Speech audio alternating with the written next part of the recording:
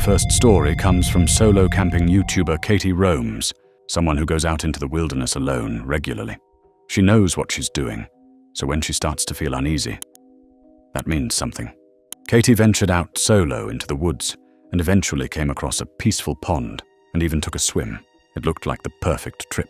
After swimming, she scouted a great campsite and set up her gear, and things were going so smoothly that she even tried building herself a chair from scratch.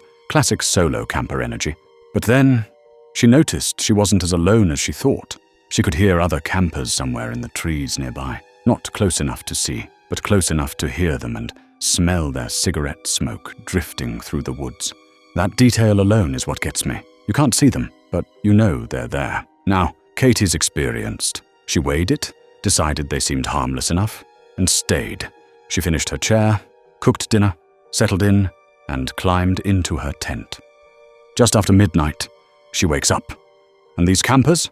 They're blasting trance music, loud, in the middle of the wilderness, in the middle of the night. At this point, Katie makes the call that I think most of us would dread making. She's packing up camp and leaving, in the dark, alone. But here's the part that gets under your skin. The only way back to her car is straight through their camp. Think about that for a second. Middle of the night. Strangers you've never seen, blasting music in the woods, and you have to walk through their site, alone, with all your gear, just to get home.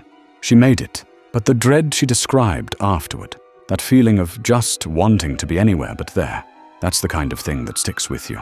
Katie's situation had a relatively safe ending. The next one is a lot harder to explain, because what this camper encountered wasn't loud or visible or something you could just walk past.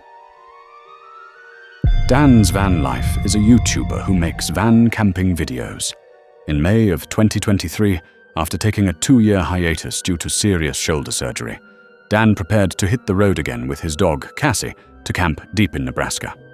After driving almost all day with Cassie, Dan eagerly finds a place to park overnight and sets up camp. After taking Cassie out to go to the bathroom, Dan remarks that he saw mysterious eyes peering at him through the nearby woods. I swear I just saw a set of eyes over there. I swear I just saw a reflection. Oh, man. Dan shakes it off.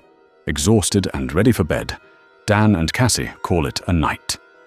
He gets into his bed. Just as they're dozing off, Dan hears a strange noise from behind his van. Dan says he hears something moving around outside. Then he hears a loud belch. Clearly, Dan and Cassie were not alone.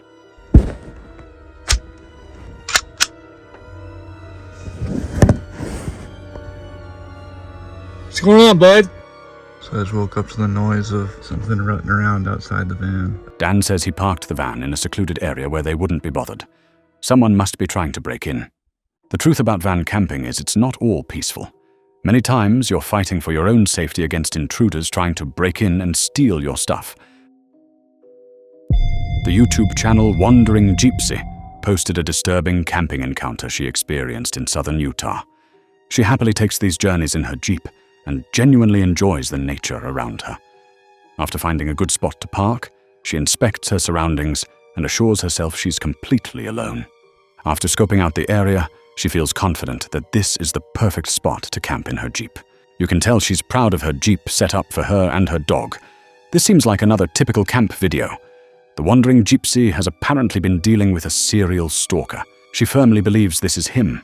For her to find such a secluded spot and to be randomly hunted down by this strange red truck is far too disturbing. Even though she's prepared with her own protection, she makes the decision to find a new spot to camp. Sometimes, the most disturbing encounters can get under your skin, especially in such a remote spot where you think you're all alone. Better to be safe than sorry. A YouTuber by the name Omega posted a disturbing video of his visit to Spooner's Tunnel, the longest unused train tunnel in New Zealand, stretching 1.4 kilometers. The tunnel was reopened to the public in April of 2016, so Omega thought this would be the perfect spot to spend an overnight challenge within the tunnel's walls. Prepared for a chilly night, Omega arrives at Spooner's Tunnel with his dog, Max. He's never been in the tunnel at nighttime and says it's even creepier than he remembers. Excited but very nervous, Omega ventures into the tunnel with Max. He's very worried about other people camping inside. Armed with an industrial-strength flashlight, he and Max make their way deep inside Spooner's tunnel. The pair find a suitable spot, set up camp, and enjoy a cozy dinner.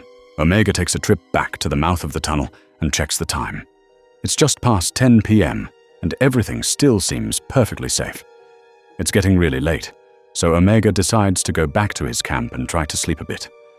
On the long walk back to his camp, Omega begins hearing an unrecognizable tune far off in the distance. It isn't clear, but the sounds seem to be a child's song emanating from deep within the tunnel. The actual? Can you guys hear that? Max, where is it? I don't know. Max seems very disturbed, but Omega presses on. Bewildered, the two walk further inside the tunnel as the Happy Birthday song grows louder.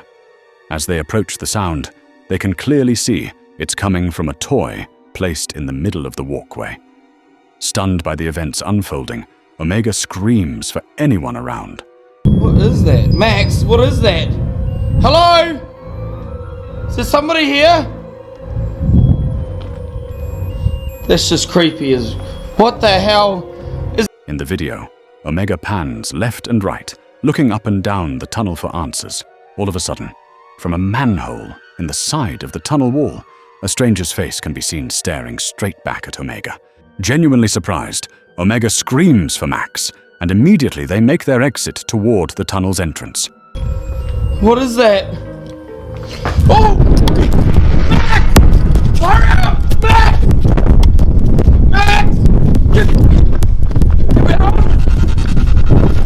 Omega knows the tunnel is open to the public and assumes this was simply a vagrant who was hiding in the tunnel.